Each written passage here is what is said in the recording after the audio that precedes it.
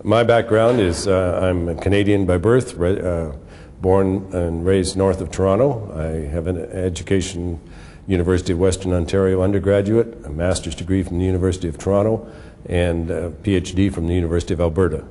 I specialized in zinc and have made a career out of finding zinc mines. But once I ceased working for major companies, I worked for Cominco and left them in 1976. Went to work for Houston Oil and Minerals, a major oil and gas company, and headed up their minerals division. Put several mines on the map for them, which have subsequently been produced, and left there in 1981 to form my own company, Crown Resources. Crown Resources developed several gold mines in northern Washington, which have been produced and are currently in production. And another major target from Crown is currently being geared for production today. In the zinc business, I located for Cominco, the largest zinc mine in the world, which produces 12% of the world's zinc today, the Red Dog mine in western Alaska. And I still, after 15-year drought in zinc prices, the Lapon Canyon is one that we focused on because it's relatively price insensitive. We can make good money even if gold is at $100 versus the current $600 level. So the emergence out of the 12-year slow period is to get us into the gold business and make money regardless. Going on is the Lapon Canyon, situated a few miles southeast of Reno, Nevada, in the Walker Lane Gold Belt. Could you give us a brief outline of the Lapon Canyon? Lapon Canyon is an old vein system that was mined during the 1920s and 1930s, remained inactive from the 30s on. The material was developed on 3 different levels, 2 productive levels, where the material was mined by hand.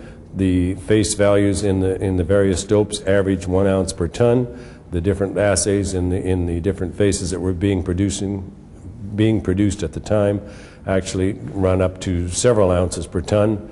An exploration level down below these was stopped where the face values run 20 ounces per ton. So I understand this property has quite a long history. Can you tell us a little bit about its background? The history of Lapon Canyon is somewhat unique in today's world. The property sat inactive for over 40 years. It was held by an old-time prospector who produced from it in the early days, and then as the price of gold stayed constant and prices went up, prices of materials went up, the property just sat and basically sat in mothballs for a number of years. It was relatively inaccessible.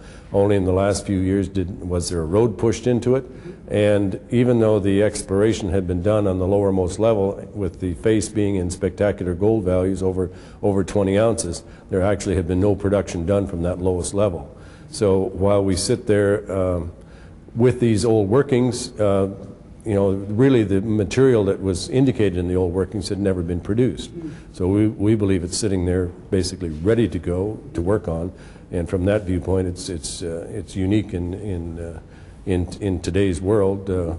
Normally if gold is money, and if money is lying in a gutter, normally somebody picks it up. Yeah. In this case they couldn't get access to it to pick it up, and so it's still sitting there ready for us to go work on.